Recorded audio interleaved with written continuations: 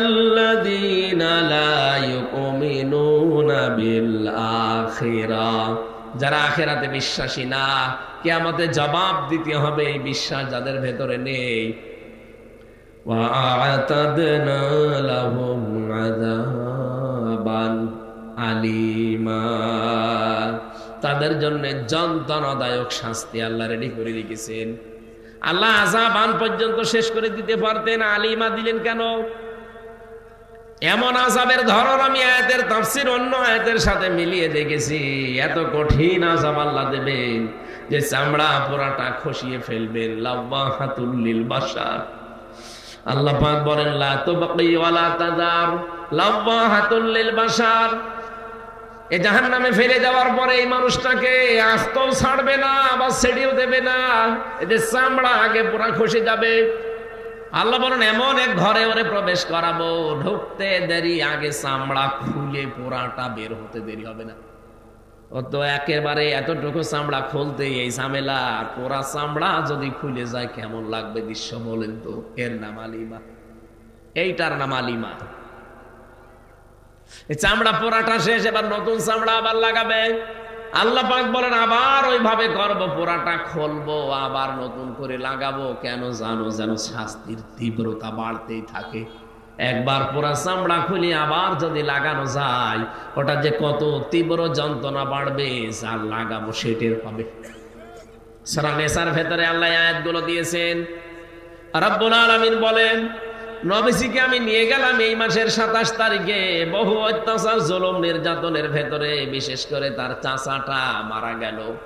তার স্ত্রী খাদিজাতুল কুবরাকে আমি তুলে নিলাম। 2টা বড় বড় ছায়া তার মাথার উপর থেকে আমি আল্লাহ তুলে নিয়েছি। নবীজি মানুষ তো, এই হিসাবে তিনিও দুর্বল হয়ে পড়লেন। রব্বুল আলামিন তাকে সান্ত্বনার বাণী দিয়ে বললেন, লিনুরিয়াহু মিন আয়াতিনা, আপনাকে আমি নিয়ে আসছি আমার কাছে, আমার নিদর্শন দেখাবো। মেরাজের ঘটনার ভেতরে যে শিক্ষা আছে, আমার ঘটনা বলা উদ্দেশ্য না। ওনাকে নিয়ে গেলেন, আল্লাহ 27টা বছর রাখলেন, বিভিন্ন নিদর্শন দেখালেন। জান্নাত জাহান্নাম, পুলসিরাত, হাউজে কাউসার, যত কিছু আছে, মিজানের পাল্লা, সব দেখিয়েছেন। আল্লাহ পাক বলেন, নবী দাঁড়ান, আপনাকে আজ একটা নতুন জায়গায়, আপনি যেহেতু হিজরত করা লাগবে, নতুন একটা রাষ্ট্রের প্রধান হবেন আপনি। আপনাকে রাষ্ট্রপ্রধান হতে হলে 14টা কাজ পরিবার, সমাজ আর রাষ্ট্রে করতে পারলে রাষ্ট্রটা কল্যাণময় রাষ্ট্র হবে। 1 নম্বরে আমি আল্লাহর ইবাদত দিয়ে আপনি আরম্ভ করবেন, কারণ আমি যেহেতু বানিয়েছি সবাইকে, এটা সবাইকেই বোঝাবেন। কুল তাআলাউ ইলা কালিমাতিন সাওয়াইম বাইনানা ওয়া বাইনাকুম আল্লা না'বুদা ইল্লাল্লাহ ওয়া লা নুশরিকা বিহি শাইআ ওয়া লা ইয়াত্তাখিযা বা'দুনা বা'দান আরবাবাম মিন দুনিল্লাহ ফাইন তাওয়াল্লাউ ফাকুলু আশহাদু বিআন্না মুসলিমুন।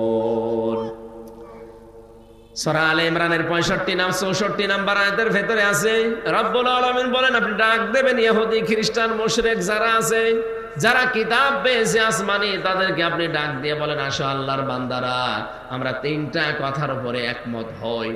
1 নম্বরে আমরা আজকে থেকে আল্লাহ বাদে আর কারো ইবাদত করব না। ইহুদিদের দিকে তাকান, তারা আল্লাহ একজন আছে কথা বিশ্বাস করে। খ্রিস্টানদের দিকে তাকান, তারা আল্লাহ একজন আছে কথা বিশ্বাস করে। আমি মুসলমানের চাইতে ইহুদির অনেক মেয়েকে দেখেছি বাইরের রাষ্ট্রে, তারা এত বেশি পর্দা মেনটেন করে। বাইরের দেশগুলোতে যখন যায়, সিঙ্গাপুর, মালয়েশিয়া, থাইল্যান্ড, এই সমস্ত জায়গায় যারা ইহুদি আছে, বিশেষ করে ইহুদিদের আমি দেখেছি তাদের বউ খাস পর্দা করে, এমনকি হাত মোজা, পা মোজা পরা, সামনে আবার ওই যে দেওয়া, সিলবাব দেওয়া, 3-4টা ছেলে মেয়ে চারপাশে, এত পর্দা মেনটেন করে। লোকটা ওর পাশে যে স্বামী বসে আছে, স্বামীর এত বড় বড় দাড়ি, মাথায় পাগড়ি বাঁধা, এত বড় জুব্বা গায়ে আমার মতো, দেখলে মনে হবে একেবারে কোনো আলেম হবে, অথচ ইহুদি। আল্লাহ একজন আছে, ওরাও বিশ্বাস করে, কারণ ওরা ইসলামী ওদের উপরে যে তাওরাত নাজিল হয়েছে ওইটা ওরা বিশ্বাস করে, পরবর্তীতে ওই যে পরিবর্তন হয়েছে এইটা ওরা মানতে চায় না, বলে না যা হয়েছে এইটাই। অথচ ওর ভেতরে ওরা নিজেদের মন মতো করে সাজিয়ে নিয়েছে।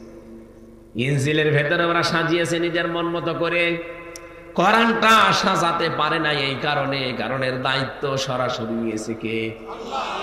রাব্বুল আলামিন বলেন, ওদেরকে ডাক দিয়ে বলেন যে আল্লাহ বাদে কারো ইবাদত করা যাবে না, আমরা আল্লাহর সাথে কাউকে শরীক করব না, আল্লাহ বাদে আমরা কাউকে একে অপরকে রব বলে মানব না।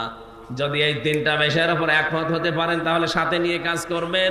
যদি এর উপরেও তারা মুখ ফিরিয়ে চলে যায় যে না আপনাকে মানি না, ফাইন তাওয়াল্লাউ ফাকুলু শাহাদু বিআন্না মুসলিমুন, তাহলে আপনি ঘোষণা দেন যে না আমি মুসলমান, তোমাদের সাথে আমিও আর নেই।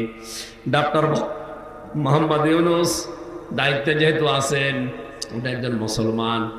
কি এই দেশে 18 কোটি মানুষ, আমরা 96% আমরা মুসলিম, বাকি অন্যান্য জাতি আছে মাত্র 4%। সবাইকে আপনি আহ্বান জানান যে মেরাজে এই মাসে, এই সবে মেরাজ, এটা এই মাসে রজব মাস, বিশ্ব নবীকে আল্লাহ 14টা জিনিস শিখিয়েছিলেন। তার প্রথমে আমার আল্লাহর একাত্মবাদ, দাসত্ব। ওয়াকাদা রাব্বুকা আল্লা তা'বুদু ইল্লা ইয়্যাহু ওয়া বিল ওয়ালিদাইনি ইহসানা। রব্বুল আলামিন বলেন, নবী আমি ফয়সালা দিয়ে দিলাম, আমি সিদ্ধান্ত নিয়ে নিয়েছি, আমি রায় দিয়েছি। কযা মানে রায় দেওয়া, আমি সিদ্ধান্ত নিয়ে ফেলেছি, রায় দিয়েছি। তা আমি আল্লাহ ছাড়া কারো দাসত্ব করা যাবে না, ইবাদত করা যাবে না, এটা সবাইকে জানিয়ে দেবেন দেশে। অবিল ওয়ালিদাইনি ইহসানা, পিতামাতা যাদের আছে তাদের সাথে ভালো ব্যবহার করা লাগবে। ও বাংলার মুসলমানেরা, আল্লাহর আইন মানা এখানে আয়াত অনুযায়ী ফরজ। আল্লাহর আইন মানা কি বলেন তো? আরো জোরে আর একবার বলেন। মা বাবার আইন মানা কি? না না, মাঝখানে ওয়া আছে খেলা করার জন্য। আপনি আলেম, একজন আলেম আপনি, না না করা সব বুঝে পড়া লাগবে। সাধারণ মানুষ বললে নাই মেনে নিতাম, আপনি আলেম না, আরো চিন্তা ভাবনা করে পড়বেন। এইটা দেখেন তো 23 নাম্বার আয়াত সূরা বনী ইসরাইলের, ওয়াবিল ওয়ালিদাইনি ইহসানা। আল্লাহর আইন মানার আগে আপনি ওয়া পাবেন না, আল্লাহর আইন মানতে হবে কোনো প্রশ্ন ছাড়া। কিন্তু মা বাবার আইন মানা ফরজ না, মা বাবার সেবা করা ফরজ। কথা বুঝতেছেন? মা বাবার সেবা করা কি? মা বাবার আইন মানা। পৃথিবীতে শুধু একজনের আইন মানা ফরজ, আলা লাহুল খালকু ওয়াল আমরু। সূরা আরাফের 54 নাম্বার আয়াতের মাঝের অংশে আছে, আল্লাহ বলেন সৃষ্টি আমার, আইনও চলবে আমার। ইনিল হুকমু ইল্লা লিল্লাহ। সূরা ইউসুফের 40 নাম্বার আয়াতের মাঝের অংশে আছে, আইন চলবে শুধুমাত্র কার? এই জন্য আইন আল্লাহর মানা ফরজ, মা বাবার আইন মানা ফরজ না, তাদের সেবা করা ফরজ। এখান থেকে কি মাসলা পেলেন আপনি? পৃথিবীতে আল্লাহর পরে আমরা জানি যে মা বাবার স্থান, সেই মা বাবার আইন মানায় যদি ফরজ না হয়, কোন মহারতি আছে যার আইন মানা লাগবে? এই জন্য আল্লাহর আইন বাদ দিয়ে পৃথিবীতে যারা অন্য কারো আইন প্রতিষ্ঠা করতে চান, আপনি আল্লাহর সাথে শিরিক করছেন। আমরা তো এই কথার বিপক্ষে, আপনার সাথে মিল নেই আমার এই কারণে। আপনি মানুষের তৈরি করা আইন প্রতিষ্ঠা করতে চান, আর আমি প্রতিষ্ঠা করতে চাই আল্লাহর আইন। পৃথিবীর যত নবীকে আল্লাহ পাঠিয়েছেন, মাত্র 2 জন নবী বাদ দিয়ে আল্লাহর এই আইনের পক্ষে কথা বলার কারণে প্রত্যেকটা নবীকে লাঞ্ছিত হতে হয়েছে। এমনকি দেশ ছাড়া লেগেছে, করাত দিয়ে অনেকে চিরে ফেলেছে। কথা বলছে না কেন? আজ যদি কেউ আল্লাহর আইনের পক্ষে কথা বলে, তারও জীবনে এরকম নবীদের মতো কিছু নেমে আসতে পারে না? পারে না। এই জন্য আমাদের উচিত হবে এখন থেকে, আজ তো এই দেশটাকে আমরা সুন্দর করে কল্যাণময় রাষ্ট্র হিসাবে গঠন করতে চাই, মাস্ট বি আমাদের অবশ্যই এই কাজ হবে যে আমরা আল্লাহর আইনের পক্ষে কাজ করব। আল্লাহর আইনের পক্ষে যেতে গেলে যদি ওটা আমার দোলা ভাই হয় হোক, যদি দোলা ভাই না হয় না হোক, কারণ আমি চাই আল্লাহর আইন এদেশে কায়েম হোক। যারা আল্লাহর আইনের বিপক্ষে আছে ওরা যদি আমার বাবাও হয়, ও বাবাকেও আমি মানি না। সিদ্দিক আকবর আবু বকর সিদ্দিক রাদিয়াল্লাহু তাআলা আনহু বদরের যুদ্ধ থেকে বাড়িতে আসলেন, দেখলেন ছেলে এসেছে। হযরত আবু বকর ছেলে ডাক দিয়ে বলেন, বাবা আমি কিন্তু যুদ্ধে তোমাকে আমি 3 বার পেয়েছিলাম, তোমার কল্লা কেটে ফেলতাম, কিন্তু আমি করি নাই, তুমি আমার বাবা, এই জন্যে। হযরত আবু বকর বলে, সন্তান তুমি ছিলে আবু সেহেলের দলে আর আমি ছিলাম মুহাম্মদের দলে, তুমি আমাকে 3 বার পাওয়ার পরও আমাকে কিচ্ছু বললে না বাবা বলে। সাফ করে কথা শোনো, ওই ময়দানে যদি আমি তোমাকে একবারও পেতাম, একবারই কল্লা উড়িয়ে দিতাম। এইরকম সময় আমার মনে হয় সামনে কোরআনের জন্য আসতে পারে। এক কথা বলছেন, কারণ আল্লাহ ছাড়া আমরা কারো আইন মানি না।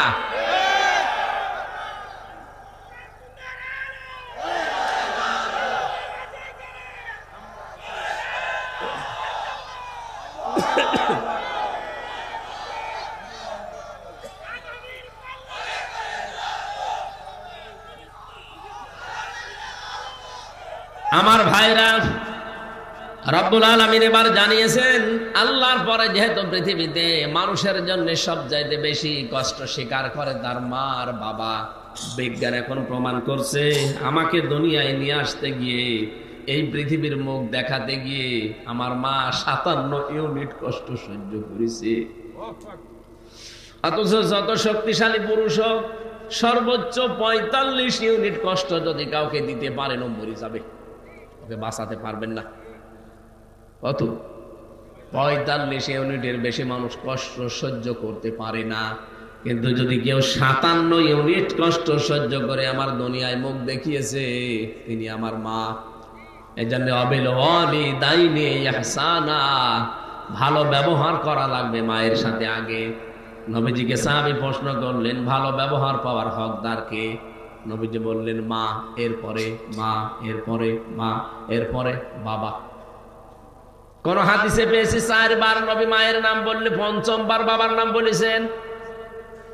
এই জন্য আমাদের উচিত হবে, আজ হাজারো জেলাতে দেখতে পাচ্ছি আমরা, কুমিল্লাতেও দেখছি বৃদ্ধাশ্রম বানাচ্ছে অনেকে, অথচ বৃদ্ধাশ্রম বানানো জায়েজ নেই, হারাম। একটা সন্তান তার মা বাবাকে সাথে রাখবে না, বৃদ্ধাশ্রমে পাঠিয়ে দেবে, তো এরকম সন্তান জন্ম না দেওয়াই ভালো ছিল। কয়েকদিন আগে নীলফামারী গিয়েছিলাম, নীলফামারী জেলা, কিশোরগঞ্জ থানা। একটা বৃদ্ধাশ্রমে আমাকে নিয়ে গেল দেখার জন্য। যে দেখি এইদিকে 25 জন, এইদিকে 25 জন বসে আছে, বার বাবা। ওদের চোখের দিকে তাকিয়ে দেখতে পেয়েছি ওরা ছলছল করে কাঁদছে। প্রত্যেকটা মার বাবার দিকে তাকিয়ে আমার মনে হচ্ছে ওরা সন্তানের জন্য বরদোয়া দিচ্ছে। আরে ভাই, ওদেরও তো আমার মতো ছেলে আছে। 2 জনের সাথে কথা বললাম, একজন বলছে আমার ছেলে ডিসি, আর একজন বলছে আমার ছেলে আমেরিকায় থাকে। কিন্তু আজ আমি বৃদ্ধাশ্রমে, এই কারণে আমার বৌমা আমাকে মেনে নিতে পারে না, সহ্য করতে পারে না। শুধুমাত্র ওই বৃদ্ধাশ্রমের মার বাবা এরা না, এখানে বহু মানুষ আছে যাদের বৌমা তাদেরকে সহ্য করতে পারে না।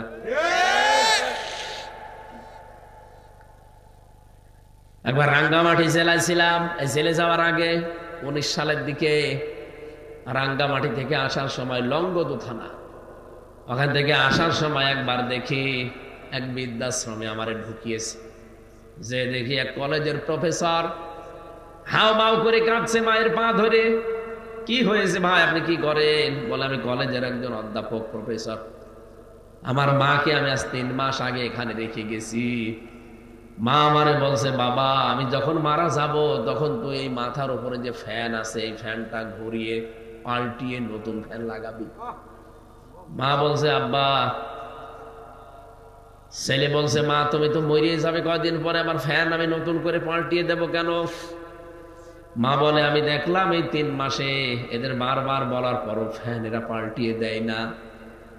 আমার তো মন ডেকে বলছে, তুই আমার সাথে যা করলি কিছুদিন পরে তোর ছেলে তাই করবে। ধরে তো বৃদ্ধাশ্রমে রেখে গেল বলে তোর তো আর ফ্যান ছাড়া ঘুম হয় না, কারণ ছোটবেলা থেকে আমি তোরে বাতাস দিয়ে দিয়ে ঘুম পাড়াতাম। তো তোরা যখন রেখে যাবে তখন তো তোর ঘুম আসবে না, তোর কষ্ট হবে, আগে থেকেই তোর আমি সতর্ক করলাম। হঠাৎ দেখলাম ওর মা ওর হাতের ওপরে মরে গেল।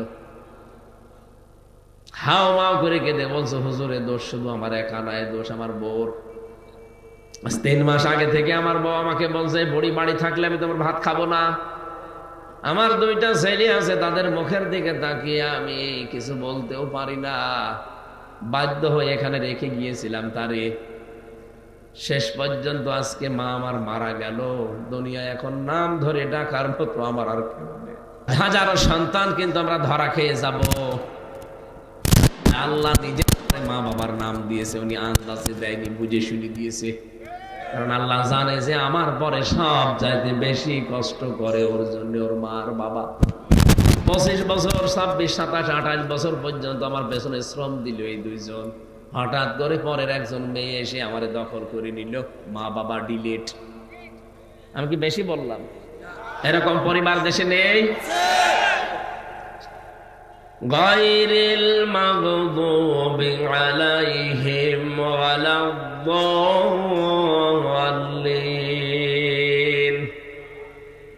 এটা শুনেছেন কোনদিন? প্রতিদিন অন্তত যদি ফরজ নামাজও পড়ে কেউ 17 বার করে পড়া লাগে। এটা কতবার? প্রতিদিন 17 বার করে আয়াতটা আল্লাহকে আপনি নিজে শোনাচ্ছেন, মনে হচ্ছে আল্লাহ শুনছে, উনি জবাব এখনই দেবে। আপনি নিজে বলেন, রব্বুল আলামিন তাদের পথে আমাদেরকে চালাবে না যারা মাগদুব, যারা দল্লিন, যারা অভিশপ্ত এবং পথভ্রষ্ট। যদিও এই 2টা শব্দ দিয়ে আমরা ইহুদি আর খ্রিস্টানদেরকে মিন করে থাকি, কেন তাদেরকে এই বরদোয়া দেওয়া হয় বলেন তো? তাদের ইনজিলে, তাওরাতে আমাদের নবী মুহাম্মদ রাসূলুল্লাহর পরিচয় 1000 বারের উপরে পেয়েছে। তাদের প্রত্যেকটা নবী আমাদের নবীর সংবাদ দিয়ে গেছে, ইয়াতি মিন বাদি ইসমুহু আহমদ। প্রতিটি নবী এসে বলেছে আমার পর একজন নবী আসবে, তার নাম আহমদ। তার নাম কি? তার যে যে পরিচয় হবে সব তাদের তাওরাতে, ইনজিলে লেখা ছিল। এটা জানার পরও ইহুদি আর খ্রিস্টান যারা সত্যটাকে সত্য জানার পরও তারা মানে নাই, হয় হিংসা করে অথবা অহংকার করে। এখান থেকে মুফাসসিরিন ইকরাম মাসলা বের করেছেন, আপনি হাক্কানি তাফসিরে পাবেন। যারা সত্যকে সত্য জানার পরেও মেনে নিতে চায় না, হয় হিংসা করে অথবা অহংকার করে, তারাও এক প্রকার ইহুদি অথবা খ্রিস্টান। ওদের উপরে যেমন আল্লাহর লানত, ওরা পথভ্রষ্ট। আমি যদি আজকে সত্যি সত্যকে সত্য জানার পরে শুধু অন্ধ দলীয়করণের জন্য অন্ধ ভক্ত হয়ে সত্যকে না মানতে চান, আপনার নিজের এই বরদোয়া নিজের উপরে ওই ফিটনেসের মতো পড়বে। কথা বলেন না কেন? যা যা বলেছিল সব এখন ওর উপরে পড়ছে। আপনিও যা যা বলেন প্রতিদিন 1 বার 2 বার না কতবার বলেন, শুধু ফরজ নামাজ পড়লেও 17 বার বলা লাগে। এই জন্য আমরা এখনই সাবধান হব, আমার বরদোয়া আবার আমার উপরে আল্লাহ ঢেলে না দেয়। বলেন আমিন। আমার ভাইরা, সত্যকে সত্য জানার পরে মেনে নেওয়া লাগবে। এটা যদি আমার মন মেনে নিতে নাও চায়, জোর করে হলেও মানা লাগবে। আমার বাবা মা, আমার দলীয়করণ যারা আছে, দলের লোক, তারা হয়তো মন খারাপ করবে, করুক, আমাকে মেনে নেওয়া লাগবে সত্য। হযরত ইব্রাহিম আলাইহিস সালাম কিন্তু সত্যকে অনুসন্ধান করছিলেন। তারকা দেখে মনে করেন এইটাই আমার রব, চাঁদ দেখে মনে করেন এটা আমার রব, সূর্য দেখে মনে করছিলেন না এটা আমার বড় রব। হাযা আকবার। সর্বশেষ আমার আল্লাহ বলেন, না, যেগুলো ডুবে যাচ্ছে একটাও স্থায়ী হচ্ছে না। তিনি জাতির লোককে ডাক দিয়ে বললেন, বারিউম মিম্মা তুশরিকুন, আমি তোমাদের থেকে মুক্ত যাদেরকে তোমরা শিরিক বানাও, শরীক বানাও। ইন্নী ওয়াজ্জাহতু ওয়াজহিয়া লিল্লাযী ফাতারাস সামাওয়াতি ওয়াল আরদা হানিফা ওয়া মা আনা মিনাল মুশরিকিন। এই দোয়াটা কত বড় কঠিন দোয়া, আমরা জায়নামাজের দোয়া বানিয়ে চালিয়ে দিচ্ছি। অথচ এটা কত কঠিন কথা আপনি টের পেয়েছেন যে অবশ্যই আমার এই চেহারা বলতে শুধু এইটাই না, আমার যত কিছু দুনিয়াতে আছে সব আজকে আমি ঘুরিয়ে দিলাম। এই ইন্নী ওয়াজ্জাহাতুর ভেতরে এই চেহারা যেমন আছে, আপনার ক্ষমতা আছে, আপনার ছেলে মেয়ে আছে, আপনার প্রভাব প্রতিপত্তি আছে, আপনার জমি জায়গা আছে, যা আছে সব আমি ঘোরালাম আজকে। ফাতারাস সামাওয়াতি ওয়াল আরদা হানিফা, আসমান আর জমিনের উদ্ভাবক যিনি, আমি একনিষ্ঠভাবে তার দিকে ঘুরিয়ে আসলাম। ওমা আনা মিনাল মুশরিকিন, আমি কিন্তু মুশরিক না। এই গ্যারান্টি আপনি দিয়েছেন। হযরত ইব্রাহিম আলাইহিস সালামের গ্যারান্টিটা আমাদের জাতির পিতা এমনি দেয়নি, তিনি কিন্তু খুঁজছিলেন কোনটা হক কোনটা হক, তিনি নিজে খুঁজতে খুঁজতে পেয়েছিলেন। আর আমাদের চোখে আঙ্গুল দিয়ে দেখিয়ে দেওয়া হয়, এরপরও অনেকে মানতে চায় না। হক দল কোনটা, হকপন্থী মানুষ কারা, আপনাকে আল্লাহ কিন্তু দেখিয়ে দিয়েছে। আপনি কাদের অনুসরণ করবেন সেইটাও কোরআনে কারিমে আল্লাহ দিয়েছেন সূরা ইয়াসিনে, ইত্তাবিউ মাল্লা ইয়াসআলুকুম আজরা ওয়া হুম মুহতাদুন। তোমরা সবাই মিলে অনুসরণ করো, ইত্তাবিউ বহু বছর, তোমরা সবাই মিলে অনুসরণ করো যারা তোমাদের কাছে আল্লাহর এই বাণী পৌঁছিয়ে দেয়, কিন্তু উজরত চাই না, পারিশ্রমিক চাই না। 2 নম্বরে তাদের গুণ পাওয়া যাবে অহুম মুহতাদুন, তারা হেদায়েতের উপরে আছে। বাংলাদেশের দিকে তাকান, অনেকে আমরা কোরআনে কারীম প্রচার করতে গিয়ে যারা দড় কষাকষি করি, যার প্রথম অর্থটা আমরা মিলাতে পারলাম না। 2টা গুণই আপনার ভেতরে থাকা লাগবে। 1 নম্বর, হয়তো আপনি হেদায়েতের পথে মানুষকে ডাকেন, ঠিক আছে, কিন্তু নিজে হেদায়েতের উপরে নেই। 2 নম্বরে, অনেকেই নিঃস্বার্থভাবে মানুষকে ডাকে ঠিক, হেদায়েতের উপরে নিজে নেই, কিন্তু মানুষকে ডাকতেছে হেদায়েতের দিকে। 2টাই গোমরাহ। কথা বোঝেন আমার? না বোঝেননি, আবার বলছি। আপনাকে এই আয়াতটা সামনে নিয়ে যাকে অনুসরণ করবেন দেখবেন এই 2টা সে মানে কিনা। ইত্তাবিউ, অনুসরণ করো তাদেরকে। মাল্লা ইয়াসআলুকুম আজরা, যারা তোমার কাছে উজরত চায় না, পারিশ্রমিক চায় না। হুম মুহতাদুন, এবং তারা হেদায়েত প্রাপ্ত। এখন হেদায়েতের উপরে থাকবে কারা, কারা হেদায়েত প্রাপ্ত, এটা আল্লাহ কিন্তু সূরা বাকারায় আগে জানিয়ে দিয়েছেন। এই যে আয়াতটা পড়লাম, এটা সূরা বাকারার আয়াত না ইয়াসিনের আয়াত? আগে আল্লাহ সূরা বাকারা দিয়েছেন না সূরা ইয়াসিন দিয়েছেন? তার মানে হেদায়েত প্রাপ্ত কারা, আপনি সূরা বাকারার 255 নম্বর আয়াত থেকে দেখবেন, ওই জায়গায় আল্লাহ সাজিয়েছেন যে এরা হেদায়েতের উপরে আছে। ওয়ালা নাবলুওয়ান্নাকুম বিশাইইন মিনাল খাউফি ওয়াল জুই ওয়া নাকসিম মিনাল আমওয়ালি ওয়াল আনফুসি ওয়াস সামারাতিস সাবিরিন। লামে তাকিদ নুনে সাকিলা, আল্লাহ বলেন অবশ্যই আমি আল্লাহ তোমাদের পরীক্ষা করব। বিশাইয়্যিম মিনাল খাউফ, ভয় দিয়ে। আজ তাম দুনিয়ায় আমাদের ভয় দেখায় কে? এদেশের নাস্তিকরা, আমার বাম সালেমরা তো ভয় দেখাতো, তাম দুনিয়ায় আমাদেরকে ভয় দেখাতো, এখনো দেখাচ্ছে। যাদেরকে তাম দুনিয়া ভয় দেখাবে, কখনো ক্ষোধা দিয়ে আমি আল্লাহ তোমাদের পরীক্ষা করব, ভয় দিয়ে, ক্ষোধা দিয়ে, শস্য ক্ষেত দিয়ে, এবং সন্তানাদির ক্ষতি দিয়ে। এরপরও যদি কোনো মানুষ টিকে থাকতে পারে, ওয়াবাশশিরিস সাবিরিন, আল্লাহ বলেন ধৈর্যশীলেরা, এদেরকে সংবাদ দেন, সুসংবাদ। আপনি 53 বছরের দিকে তাকান একটু, এই আয়াতটা নিয়ে কারা সত্যি দিনের ওপরে টিকে থাকতে গিয়ে এই কয়টা পরীক্ষার সম্মুখীন হয়েছে। কত মানুষ ছেলে হারিয়েছে, জানেও না যে ছেলে বেঁচে আছে কিনা।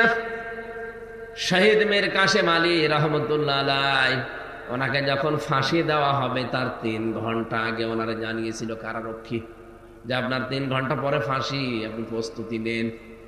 উনি বলেছে কারারক্ষী ভাই, এখনো তো 3 ঘন্টা আছে, আমি 2 ঘন্টা ঘুমালাম, তুমি আমার 1 ঘন্টা আগে ডেকে দিও।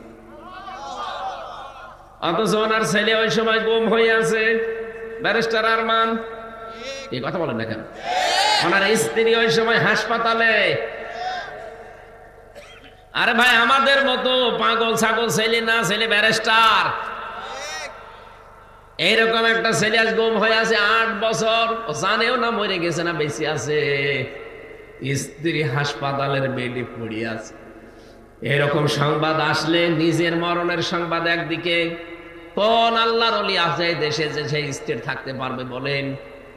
আমার রিমান্ডে নিয়ে 10 দিনের শেষের দিন অত্যাচার যা করার ওরা করেছে, শেষের দিন বলেছে যেটা বলতে বলি, এটা যদি না বলেন তাহলে আপনার বউ তুলে নিয়ে আনবো। আমি নরম হয়ে গেলাম। না, ম্যাডাম তো অসুস্থ, ওই সময় 7 মাস সন্তানের বয়স। বললাম ঠিক আছে, যা ভালো লাগে করেন, আমার আর কিছু বলার নেই। আমি তো আলেম মানুষ, তারপরও নরম হয়ে গেছি। 10 দিন মাত্র রিমান্ডে, 10 দিনের দিন শেষ। আর ওনার স্ত্রী পড়ে আছে মরণ সজ্জায়, ছেলে গুম হয়ে গেছে, কেউ জানেও না, নিজেও মাত্র আর 3টা ঘন্টা পরে থাকবে না দুনিয়ায়। এরপরও কি শক্তিশালী ইমান দেখেন, বলছে আমি 3 ঘন্টা আছে, 2 ঘন্টা ঘুমালাম। কারারক্ষী কুতুব ভাই, উনি আমারও দায়িত্বে ছিলেন, আমারে মাঝে মাঝে বলতেন, হামজা ভাই লোকটার ঘুম আসলো কি করি? আমি বললাম আপনি বোঝেননি, কিন্তু আমি বুঝেছি যে ঘুম কেন এসেছে। কোরআনে কারীম জানিয়েছে, ইন্নাল্লাযীনা ক্বালু রাব্বুনাল্লাহু সুম্মা ইসতাকামু তাতানাজ্জালু আলাইহিমুল মালাইকা। অবশ্যই যারা এই কথা বলতে পারে আমার রব আল্লাহ, এতটুকু বলেই শেষ করে দেয় না, যারা এর উপরে টিকে থাকতে পারে। রব্বুল আলামিন বলেন তাতানাজ্জালু আলাইহিমুল মালাইকা। তাতানাজ্জালু এটা বোঝারে বর্তমান, ভবিষ্যৎ, প্রেজেন্ট, ফিউচার। মালাকুন দেয়নি, মালাইকা বহু বচন দিয়েছেন। আল্লাহ বলেন এদের বিপদে আপদে পড়লে আমি আল্লাহ হাজারো ফেরেশতা পাঠিয়ে দেই। কি বলে ফেরেশতারা জানো? আল্লাহ তাখাফু ওয়া লা তাহজানু। কোনো ভয় নেই, কোনো চিন্তা নেই। কিসের ভয় করেন, কিসের চিন্তা? আপনার ছেলে নিয়ে চিন্তা হয় যে গুম হয়ে গেল ছেলেটা, বউ নিয়ে চিন্তা হয় যে বউ হাসপাতালে পড়ে আছে, দলীয় লোকজন নিয়ে চিন্তা হয় যে এরা অনেকে পালিয়ে বেড়াচ্ছে, অনেকে জেলে আছে, ব্যবসা প্রতিষ্ঠান নিয়ে ভয় হয় যে কি হবে এগুলোর। কোনো অসুবিধা নেই, ওই যে জান্নাত দেখা যাচ্ছে চলে যান, বাকি সবগুলোর দায়িত্ব আল্লাহ নিয়ে নিয়েছে। এটা যদি ফেরেশতারা কানের কাছে না বলতো, আমার তো বিশ্বাস জীবনেও ঘুম আসার কথা না, কারণ আমি তো নিজে ভুক্তভোগী। জেলখানায় সবচেয়ে বেশি চলে ঘুমের বড়ি, কারণ ওখানে কোনো কাজ নেই, তারপরও ঘুম আসে না। একটা মানুষ বছরের পর বছর পড়ে আছে কিন্তু ঘুম নেই, এটা ঘুমের বড়ি খাওয়া লাগে। আমি কত বড়ি খেয়েছি আল্লাহ জানে, আর আমি জানি। অথচ তারপর আমার বাবা মা শ্বশুর শাশুড়ি তো ধনী মানুষ, আমার স্ত্রীকে আল্লাহ যা দিয়েছে, আমার শ্বশুর শাশুড়ি, আমার মা বাবা, আমি না থাকলে ওর কোনো অসুবিধা নেই। মেয়ে আছে ওই সময় 2টা, ওগুলো নিয়ে সে ভালোভাবে আর একটা বিয়ে করে চলতে পারতো। আমার কোনো চিন্তা নেই তাদের নিয়ে, তারপরও আমার ঘুম আসতো না। 3টা বছরে ফাঁসির কন্ডেম ছেলে কতদিন না ঘুমিয়ে কাটিয়েছি আমি জানি, আর আল্লাহ জানি। সারা রাত জাগা, 1 সেকেন্ড। অথচ লোকটার মাত্র 3 ঘন্টা হায়াত আছে, আর 2 ঘন্টা ঘুমিয়ে গেল। কারারক্ষী বলছে ঠিক যেন ঘুমিয়েছে। আমি তাকে ডাকলাম 1 ঘন্টা আগে, কারণ 7টার সময় আমার ডিউটি, ওনার 10টায় ফাঁসি, 3 ঘন্টা মাঝে আছে। ওনারে বললাম যে মাত্র আর 3 ঘন্টা, আপনি প্রস্তুতি নেন। উনি বলছে 3 ঘন্টা অনেক সময়, আমি 2 ঘন্টা ঘুমিয়ে গেলাম। ঠিক 2 ঘন্টা ভালোভাবে ঘুমিয়েছে। 1 ঘন্টা আগে ওনারে আমি ডাক দিলাম, স্যার ওঠেন, আপনার মরণের সময় হয়ে গেছে। উনি দেখলাম ঠিক ভালোভাবে উঠলো ঘুম থেকে, গোসল করে ওযু করে 2 রাকাত নামাজ আদায় করে বলছে আমি প্রস্তুত আছি, চলেন। এটা এমনি এমনি মুখে আসার কথা না, এটা ওয়াজ করে বোঝানো সম্ভব না যদি ওই জায়গায় আপনি না যান।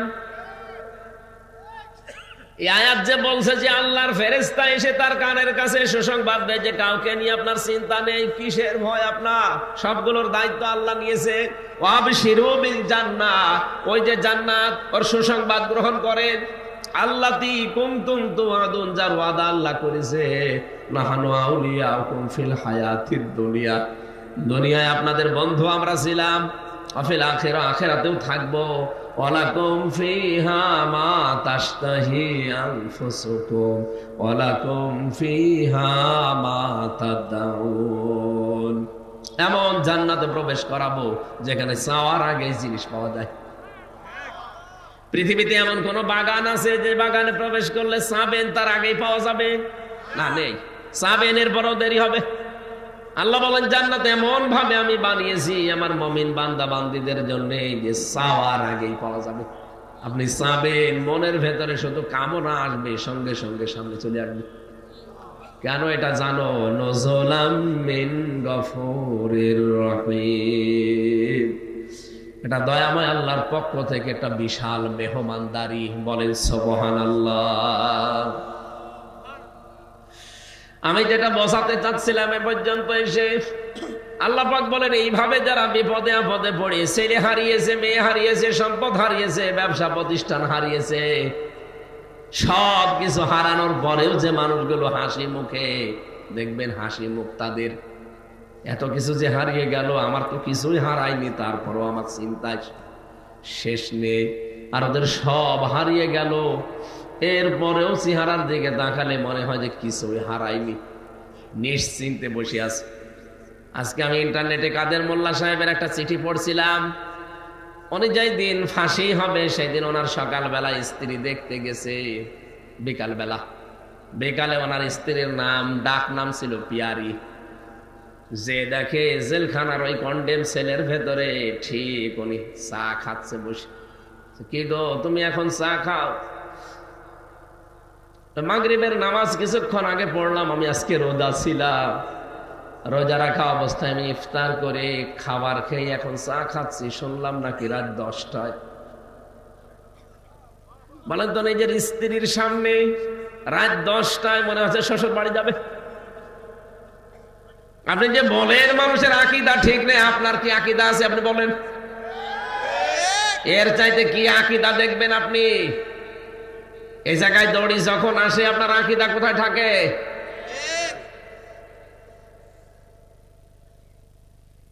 ডাক দিয়ে বলছে, পিয়ারি আমাকে মাফ করে দিও, তোমার হক হয়তো আদায় করতে পারিনি, আজকে আমি আল্লাহর সাথে দেখা করতে যাচ্ছি।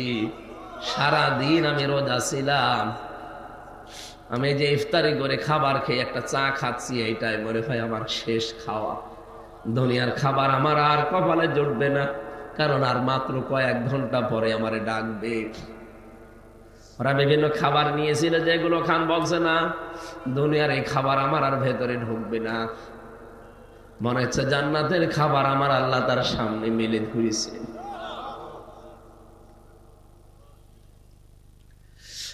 কুমিল্লাবাসী, আল্লাহ রাব্বুল আলামিন এমনি কাউকে শাহাদাতের মরণ দেয় না। وَلِيَعْلَمَ اللَّهُ الَّذِينَ آمَنُوا وَيَتَّخِذَ مِنكُمْ شُهَدَاءَ।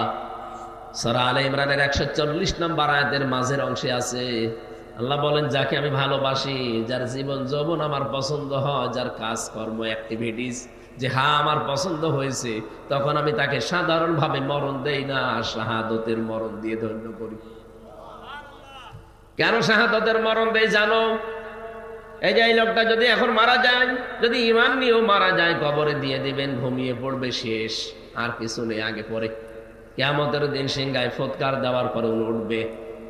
কিন্তু লোকটা যদি শহীদ হয়ে মরে, উনি ঘুমাবে না, কবরে যাওয়ার পরে আল্লাহ নিজে ওকে খাওয়াবে। এই জন্য শহীদদের ব্যাপারে এত কড়াকড়ি কথা আল্লাহ কোরআনে দিয়েছেন। যারা শহীদ হয় তাদেরকে মৃত বলাও যাবে না। وَلَا تَقُولُوا لِمَن يُقْتَلُ فِي سَبِيلِ اللَّهِ أَمْوَاتٌ بَلْ أَحْيَاءٌ وَلَكِنْ لَا تَشْعُرُونَ। রব্বুল আলামিন সূরা বাকারার ভেতরে জানিয়েছেন যারা শহীদ হয় তাদেরকে মৃত বলবা না, যে মরে গেছে না, এরা মরে না, এরা জিন্দা, তোমরা বোঝো না। তাই মানুষ যেহেতু মুখ দিয়ে কথা বলে, এই জন্য আল্লাহ মুখের উপরে নোটিশ দিয়েছেন। মুখের পরে মানুষ যেহেতু দেমাগ দিয়ে চিন্তা করে, এই জন্য আল্লাহ দেমাগের উপরে নোটিশ দিয়েছেন, ওয়ালা তাহসাবান্নাল্লাহ তাহসাবান্নাল্লাযীনা কুতিলু ফি সাবিলিল্লাহি আমওয়াতা বাল আহইয়াউন ইনদা রাব্বিহিম ইরযাকুন। সূরা আলে ইমরানের 169 নম্বর আয়াতে আছে, ধারণাও করবা না যে আমি আল্লাহর জন্য যারা জীবন দেয় এরা মরে গেছে, ধারণাও করবা না, বলা তো যাবেই না মুখ দিয়ে, ধারণাও করবা না। কারণ কি? কারণ তারা জীবিত এবং তারা আমি আল্লাহর কাছে রিজিক পাই। কুমিল্লাবাসী বলেন তো, ঘুমিয়ে থাকলে খাওয়া লাগে? কথা বলেন না কেন? ঘুমাবে তো এই লোকটা যে ঈমান নিয়ে মরে গেছে, ঘুমিয়ে পড়বে। ফেরেশতারা বলবে নাও ঘুমিয়ে যাও, দোলা ভাই যেভাবে আপা নিয়ে ঘুমায় ওইভাবে ঘুমিয়ে যাও, কিয়ামতের দিন একবারে উঠবা, এই শেষ, ওনার আর কিছু নেই। কিন্তু শহীদ হয়ে যে মানুষ মরবে, ওদেরকে আল্লাহ বলেন ঘুমাবে না, ওরা জীবিত। আর জীবিত থাকলে, জেগে থাকলে খাওয়া লাগে। এই জন্য আল্লাহ নিজে তাদেরকে খাওয়ান। দুনিয়ার খাবার দিলে শহীদদের অসম্মান হবে, আল্লাহ নিজে জান্নাতের খাবার কিয়ামত পর্যন্ত খাওয়ান। শহীদের যে খাবার খেলে মানুষের যে কি তৈরি হয়, রক্ত। কি মানুষ খাবার খেলে কয়েকটা জিনিস ভেতরে তৈরি হয়। এক নম্বরে খাবার খেলে পিত্ত রস তৈরি হয়। খাবারের নির্যাস দিয়ে আমরা কিন্তু যে নির্যাসটা বের করি খাবার থেকে, চুষে চুষে ওটা দিয়ে আল্লাহ নির্যাস বানায়, পিত্ত রস। ওটা এত দামি, কোরআনে কারিমে বিজ্ঞান প্রমাণ করেছে এর ভেতরে যে খাবার যতক্ষণ থাকবে ওই পিত্তরস ওই নালী দিয়ে, ওই নাড়ি দিয়ে আস্তে আস্তে ফোঁটা ফোঁটা পড়তে থাকবে। যতক্ষণ খাবার পেটে আসে পড়বে, ওটা হজম হবে। খাবার যখন পেটে না থাকবে, আপনার ওই পিত্তরসের ওই থলিটা হঠাৎ আল্লাহ নিজের পক্ষ থেকে বন্ধ করে দেবে। আল্লাহ এটা বোঝাতে চেয়েছেন যে আমি কিন্তু অপচয় করি না, এটা যেহেতু দামি জিনিস আমি অপচয় করি না। আমি শুধু ফতোয়া দিয়ে শেষ করে দেইনি, আমি দেখিয়েছি যে আমি অপচয় করি না। এই জন্য নির্যাস তৈরি হবে প্রথম খাবার, যে খাবারই খান তার প্রথম ওইটা দিয়ে নির্যাস, এরপরে তৈরি হবে ওইটা দিয়ে মল, এরপরে ওখান থেকে তৈরি হবে প্রসাব, এরপরে তৈরি হবে রক্ত, এরপরে তৈরি হবে চর্বি। বিভিন্ন জিনিস অর্গান তৈরি হতে থাকে এর ভেতরে। এই মাথা থেকে শুরু করে পা পর্যন্ত ৭০,০০০ তার আছে। কম্পিউটার যদি এখানে এটা না ভিড়িয়ে কম্পিউটার ভিড়ান, আমি আপনাকে একটা একটা করে সব দেখাতে পারবো। এই অক্সিপিটাল লব আছে এখানে, প্যারাইটাল লব আছে এখানে। মাথার ভেতরে প্রায় 18টা জিনিস ঘুরপাক খাচ্ছে। এক একটা জায়গায় প্রায় 6টা করে জিনিস আছে। কেউ চিন্তা করে, কেউ দুঃখ করে, কেউ আনন্দ করে, এক একটা জিনিস এখানে আছে। কেউ দেখে। রব্বুল আলামিন বলেন খাবার খাবার পরে রক্ত যেহেতু তৈরি হবে, এই রক্তগুলোই শরীরে ছড়িয়ে যাবে, তখনই আপনি বল পাবেন। রক্ত যদি ছড়িয়ে না যায় তাহলে আপনার বল পাবেন না। মানুষের খাবার খেলে রক্ত তৈরি হয়, এই জন্য শহীদ যারা এরা যেহেতু খাবার খায় তাহলে রক্ত লাগবে। এটার প্রমাণ দিয়েছেন হযরতে হামজার জীবনীতে। আমি তার জীবনী পড়িতে গেছি। তিনি শহীদ হওয়ার প্রায় 30 বছর পরে তার কবর ভেঙে গিয়েছিল। মদিনায় একটা বিশাল ঢল হওয়ার কারণে তার কবর ভেঙে যায়। ওই সময় যারা তার সাথে যুদ্ধ করেছে এখন তারা প্রায় মুরব্বী হয়ে গেছে। রক্ত অনুসন্ধান করতে করতে গিয়ে দেখে 30 বছর আগে মুহাম্মদুর রাসূলুল্লাহ পঞ্চাশা হযরতে আমির হামজা, কাফেররা যেখানে যেখানে তাকে কোপ দিয়েছিল ওই জায়গাগুলো দিয়ে ফিনকি দিয়ে তাজা রক্ত বের হয়ে চলে আসছে।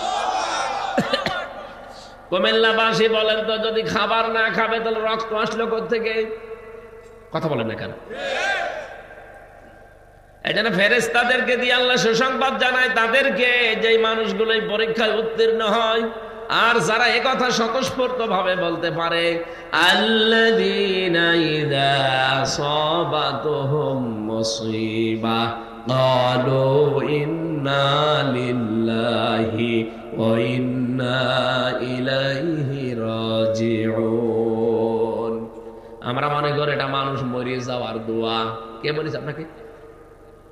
কঠিন বিপদ আপদ যখনই আসবে মানুষের, যদি ইমানদার লোকটা হয়, মুখ দিয়ে আকস্মিক ভাবে বের হয়ে যাবে, জবান খুলে বের করেন, ক্বালু ইন্না লিল্লাহি ওয়া ইন্না ইলাইহি রাজিউন।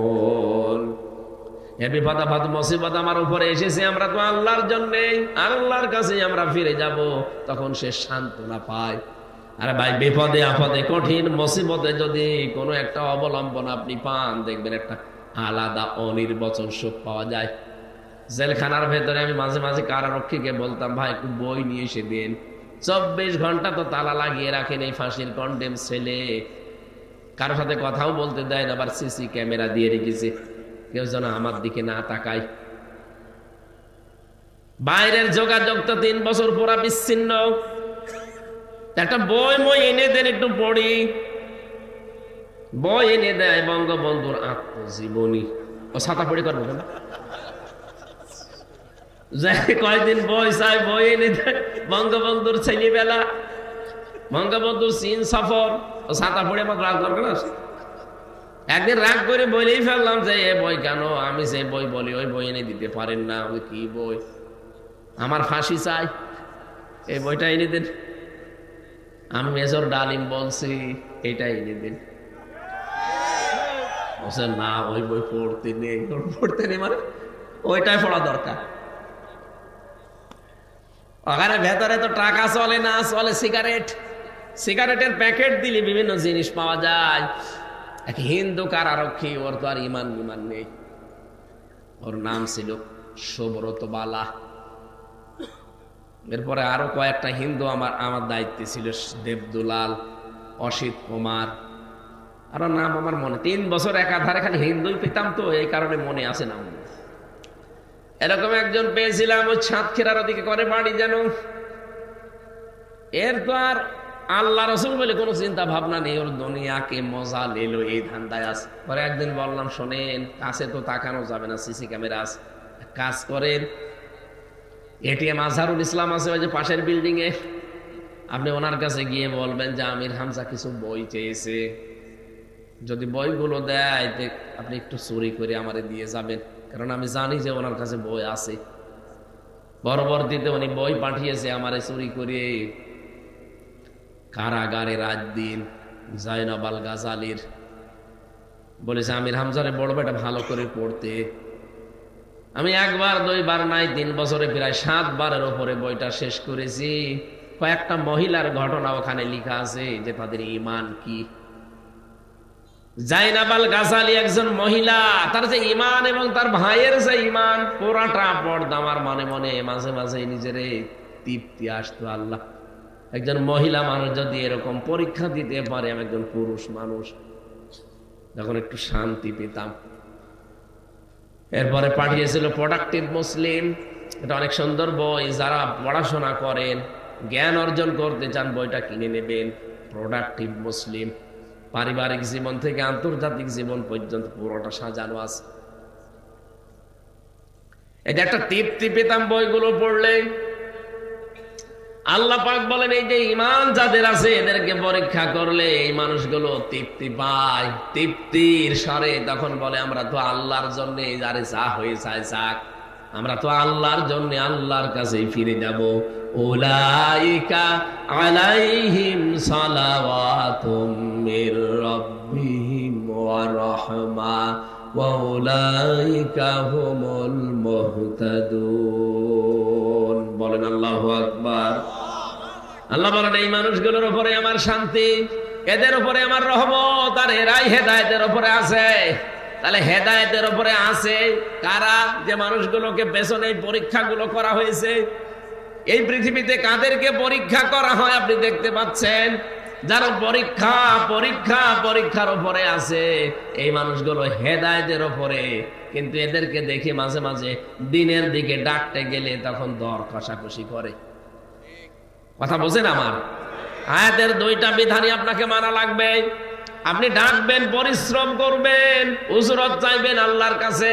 2 নাম্বার, আপনাকে হেদায়েতের উপরে থাকতে হলে ওই পরীক্ষাগুলো দেওয়া লাগবে। এদেশে বহু মানুষ আছে যে তাবলীগ জামাতের যারা আছেন ভাইরা, আপনারা তো নিজের খেয়ে নিজের পরি মানুষকে আল্লাহর দিকে ডাকেন, কোনো পরিশ্রমিক নেন না, কোনো উজরত চান না। কিন্তু হেদায়েতের উপরে থাকতে গেলে অবশ্যই আপনাকে কোরআন দিয়ে মানুষকে ডাকা লাগবে। আপনি মন খারাপ করলেও আমার সঠিক কথা তুলে ধরা লাগবে, কারণ দাওয়াত দেওয়ার সিস্টেমই হচ্ছে কোরআন দিয়ে।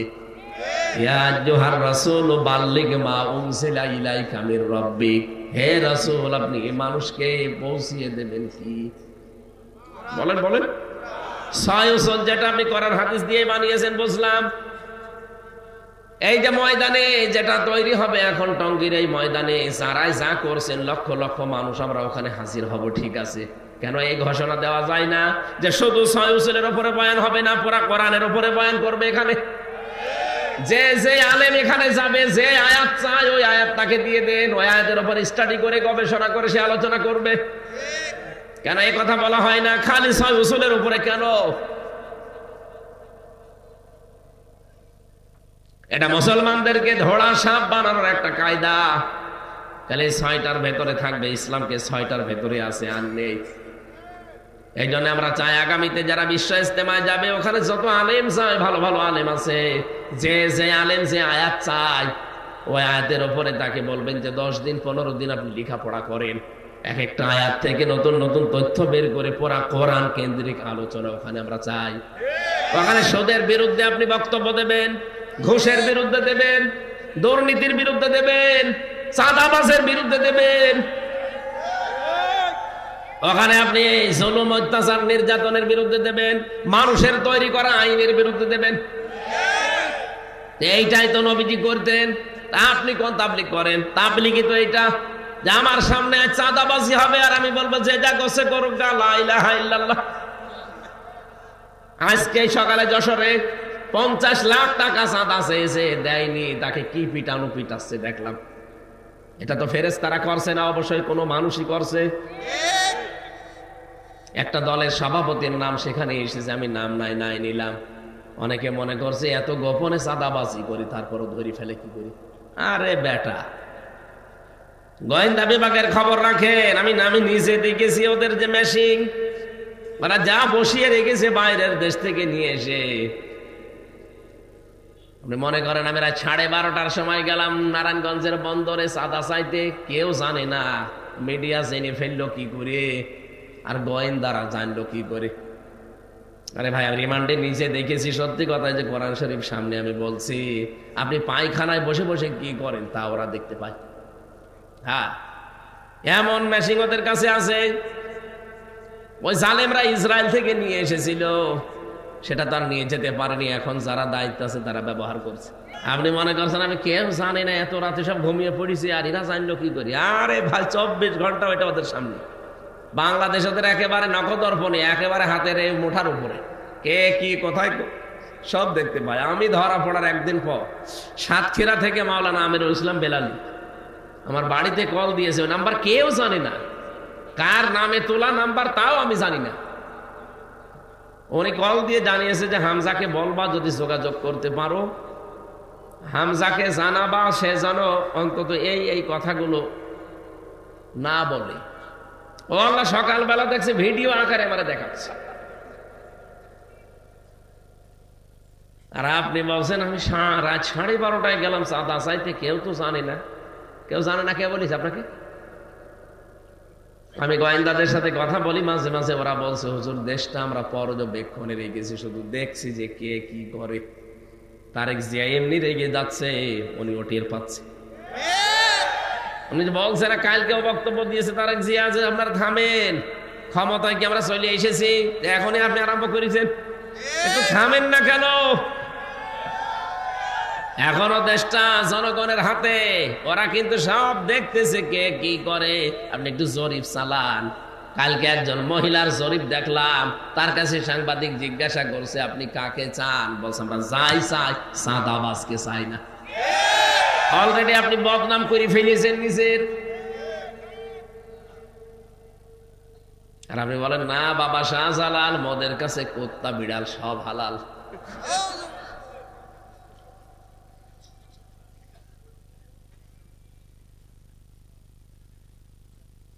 কুমিল্লাবাসী, যে কথাটা তুলেছিলাম বলার জন্য, কোরআনে কারিমের আজকের এই ময়দান থেকে এমন এমন মেসেজ আজকে কোরআন থেকে ওই 14টা কর্মসূচি এমন ভাবে আমরা তুলে ধরতে চাই, যারা দায়িত্বে আছে ওরা যেন শোনে।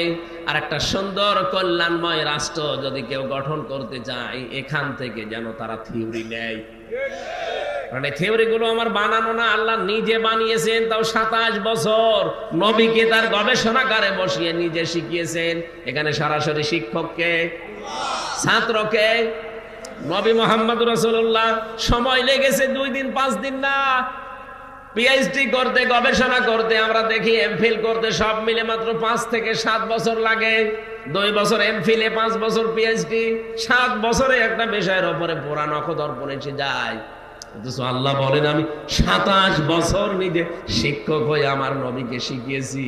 একটা রাষ্ট্র যদি কল্যাণময় করতে হয়, এগুলো মাস্ট বি লাগবে। আমরা সেই কোরআন থেকে কথা বলতে চাচ্ছি, চলে যাবেন নাকি? ইন্না হাযাল কুরআনা ইয়াহদি লিল্লাতী হিয়া আকওয়াম। আল্লাহ পাক বলেন অবশ্যই এই কোরআন একটা সঠিক এবং সুন্দর মজবুত হেদায়েতের পথ তোমাদেরকে নির্দেশনা দেয়। ওয়ায়ুবাশশিরুল মুমিনিনা আল্লাযীনা ইয়ামালুনাস সালিহাতি আন্না লাহুম আজরান কাবীরা। নবী আপনি সুসংবাদ দিতে পারেন ওই মুমিনদেরকে যারা ভালো ভালো কাজ করে দুনিয়ায়, উত্তম পুরস্কার আমি আল্লাহ তাদের জন্য রেখে দিয়েছি। বলেন সুবহানাল্লাহ। ওয়ান্নাল্লাযীনা লা ইউমিনুনা বিল আখিরাহ, যারা আখিরাতে বিশ্বাসী না, কিয়ামতে জবাব দিতে হবে, এই বিশ্বাস যাদের ভেতরে নেই। ওয়া আ'তাদনা লাহুম আযাবান আলীমা, তাদের জন্য যন্ত্রণাদায়ক শাস্তি আল্লাহ রেডি করে রেখেছেন। আল্লাহ আযাবান পর্যন্ত শেষ করে দিতে পারতেন, আলিমা দিলেন কেন? এমন আযাবের ধরন আমি আয়াতের তাফসীর অন্য আয়াতের সাথে মিলিয়ে দেখেছি। এত কঠিন আযাব আল্লাহ দেবেন যে চামড়া পুরাটা খসিয়ে ফেলবেন। লাওয়াহাতুল লিল বাশার, আল্লাহ পাক বলেন লা তুবকি ওয়ালা তাযার, লাওয়াহাতুল লিল বাশার। এই জাহান্নামে ফেলে দেওয়ার পরে এই মানুষটাকে আস্তও ছাড়বে না, বা ছেড়েও দেবে না। এদের চামড়া আগে পুরা খসে যাবে। এই পৃথিবীতে যত কঠিন ঘর হোক, আমি রিমান্ডে একটা ঘর দেখেছিলাম মাটির নিচে, যেখানে নিয়ে ওরা নখ তুলে ফেলে মানুষের। আমাকে নিয়ে গিয়েছিল ওখানে 9 দিনের দিন, মেশিন পত্র বের করেছে, আমার সামনে রেখে দিয়ে বলছে এগুলো হাতের আর পায়ের নখ তুলি আমরা। ওদের কথাবার্তা শুনলে বুঝতাম যে ও মানুষ না পুরাটা জানোয়ার। মানে কথাবার্তার এরকম ধরনই আলাদা। আমি যে একজন মাওলানা মানুষ, আমার মা মাতালি তুলে গালি দিত, তাহলে সাধারণ মানুষ পেলে কি করত? ও জানে যে হাফেজ, কোরআনের হাফেজ, একজন মাওলানা, একজন মুফতি মানুষ, তারপরও আমার মায়ের নাম ধরে, বাপের নাম ধরে কি গালি গালা, অথচ সব বিসিএস ক্যাডার। বলেন তো এরকম সাধারণ মানুষ যদি আমার সামনে যারা সাধারণ মানুষকে নিয়ে যেত, কি কান্নার আওয়াজ পেতাম। মাঝে মাঝে দেখতাম যখন হাত পায়ের নখ তুলে নিয়ে আসতো, কি কান্না, ওর কান্না দেখে আমি নিজে অজরে কাঁদতাম। একজনকে দেখেছিলাম চট্টগ্রামে বাড়ি, একটা কথাও বানিয়ে বলছে না, নিজের দেখা সব। এই যে হাতের তালু, এখান থেকে আস্তে করে ব্লেড দিয়ে কেটে দেয়, এরপর একটা মেশিন আছে ওদের কাছে, ওইটা ধরে চামড়া ছোট করে ফেলে, ওই চামড়াটা ধরে টান দেবে আস্তে করে, এগুলো পুরাটা গোল হয়ে চলে আসবে। জীবিত মানুষ এতটুকু দিয়ে শেষ করে যদি বলে যান ঠিক আছে আমরা ওষুধপত্র দেই না, ওর উপরে লবণ দিয়ে দেয়। আমারে এরকম কঠিন অবস্থা করে নাই, কিন্তু আমারে টাঙিয়ে রেখেছিল, মাজায় দড়ি দিয়ে আমারে 11 ঘন্টা টাঙিয়ে রেখেছিল। আমার এদিকে চোখ বাঁধা কালো কাপড় দিয়ে, এদিকে পায়ের সাথে ডান্ডা বেড়ি দিয়া, পা হাত আবার পেছনে ডান্ডা বেড়ি দিয়ে বান্ধা, হ্যান্ডকাপ দিয়ে। নড়াচড়া করবেন, ও ছাতা কেটে যাবে। আমার যে কত জায়গায় কেটেছিল আল্লাহ ভালো জানে। 20, 21, 22, 23, 21, 22, 23 পুরা 3টা বছর। ওই সময় দেখেছিলাম যে ওই ছেলেটার চামড়া এখান থেকে, ওর নাম আব্দুল্লাহ, এখান থেকে তুলে আস্তে করে যখন টান দিয়েছে পুরা চামড়া চলে এসেছে। তাও পুরা টানা শুধু এইটুকু। এত কষ্ট পাচ্ছিল আর এত চিৎকার দিয়ে কাঁদছিল, কিন্তু আওয়াজ তো বাইরে যাবে না, মাটির নিচে। পরবর্তীতে শুনলাম যে শুধু চামড়া তুলেই ছেড়ে দেয়নি, ওর উপরে নাকি লবণ ছিটিয়ে দিয়েছে। লবণ ওই যে মোটা যেটা, ওই মোটা লবণ দিলে কিন্তু অত বেশি যন্ত্রণা হয় না, কিন্তু পাতলা যেটা, মিহি লবণ যেটা মেশিন দিয়ে একেবারে মিহি করে ফেলে, ওই পাতলা লবণটা এরকম ছিটিয়ে দিলে দেখবেন আপনি টকবক করে পড়বেন। কারণ শাস্তির যত ধরন ওই শয়তানরা সব আগে ট্রেনিং নিয়েছে, যে এখানে এখানে মারলে, এখানে এখানে জিনিস দিলে এরা সব চাইতে বেশি কষ্ট পাবে। পা এভাবে ধরে রাখবে একজন শিকল দিয়ে বেঁধে, আপনি তো নড়াতে পারবেন না, তারপর জন্য নড়াচড়া করার জন্য শিকল দিয়ে বেঁধে দেয়। আর সামনে থেকে লোহার মুগুর দিয়ে পিটায়। মুখ বেঁধে আসতো রাতের বেলা, পিটাতে পিটাতে অনেকজনের দেখতাম নিজেই কাহিল হয়ে গেছে। আর কত মারা যায়? আপনি আধা ঘন্টা একাধারে পিঠে এই পায়ের নিচে পিটান, দেখবেন কিছুক্ষণ পরে আপনার চোখ নষ্ট হয়ে গেছে, চোখে দেখতে পাবেন না। এর সাথে এই চোখের একটা কানেকশন আছে।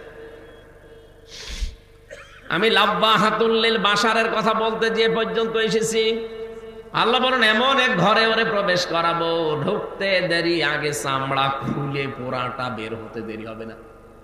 ও তো একেবারে এতটুকু চামড়া খুলতে এই ঝামেলা, পোড়া চামড়া যদি খুলে যায় কেমন লাগবে দৃশ্য বলেন তো। এর নাম আলিমা, এইটার নাম আলিমা। এই চামড়া পোড়াটা শেষ, এবার নতুন চামড়া আবার লাগাবে। আল্লাহ পাক বলেন আবার ওইভাবে করবো, পোড়াটা খুলবো, আবার নতুন করে লাগাবো। কেন জানো? যেন শাস্তির তীব্রতা বাড়তেই থাকে। একবার পোড়া চামড়া খুলে আবার যদি লাগানো যায়, ওটা যে কত তীব্র যন্ত্রণা বাড়বে, যার লাগাবো সেটের হবে। সূরা নিসার ভেতরে আল্লাহ আয়াতগুলো দিয়েছেন। রব্বুল আলামিন বলেন, নবীজিকে আমি নিয়ে গেলাম এই মাসের 27 তারিখে, বহু অত্যাচার জুলুম নির্যাতনের ভেতরে, বিশেষ করে তার চাচাটা মারা গেল। তার স্ত্রী খাদিজাতুল কুবরাকে আমি তুলে নিলাম। 2টা বড় বড় ছায়া তার মাথার উপর থেকে আমি আল্লাহ তুলে নিয়েছি। নবীজি মানুষ তো, এই হিসাবে তিনিও দুর্বল হয়ে পড়লেন। রব্বুল আলামিন তাকে সান্ত্বনার বাণী দিয়ে বললেন, লিনুরিয়াহু মিন আয়াতিনা, আপনাকে আমি নিয়ে আসছি আমার কাছে, আমার নিদর্শন দেখাবো। মেরাজের ঘটনার ভেতরে যে শিক্ষা আছে, আমার ঘটনা বলা উদ্দেশ্য না। ওনাকে নিয়ে গেলেন, আল্লাহ 27টা বছর রাখলেন, বিভিন্ন নিদর্শন দেখালেন, জান্নাত জাহান্নাম, পুলসিরাত, হাউজে কাউসার, যত কিছু আছে, মিজানের পাল্লা সব দেখিয়েছেন। আল্লাহ পাক বলেন, নবী দাঁড়ান, আপনাকে আজ একটা নতুন জায়গায়, আপনি যেহেতু হিজরত করা লাগবে, নতুন একটা রাষ্ট্রের প্রধান হবেন আপনি। আপনাকে রাষ্ট্রপ্রধান হতে হলে 14টা কাজ পরিবার, সমাজ আর রাষ্ট্রে করতে পারলে রাষ্ট্রটা কল্যাণময় রাষ্ট্র হবে। 1 নম্বরে আমি আল্লাহর ইবাদত দিয়ে আপনি আরম্ভ করবেন, কারণ আমি যেহেতু বানিয়েছি সবাইকে, এটা সবাইকেই বোঝাবেন। কুল তাআলাউ ইলা কালিমাতিন সাওয়াইম বাইনানা ওয়া বাইনাকুম আল্লা না'বুদা ইল্লাল্লাহ ওয়া লা নুশরিকা বিহি শাইআ ওয়া লা ইয়াত্তাখিযা বা'দুনা বা'দান আরবাবাম মিন দুনিল্লাহ ফাইন তাওয়াল্লাউ ফাকুলু আশহাদু বিআন্না মুসলিমুন।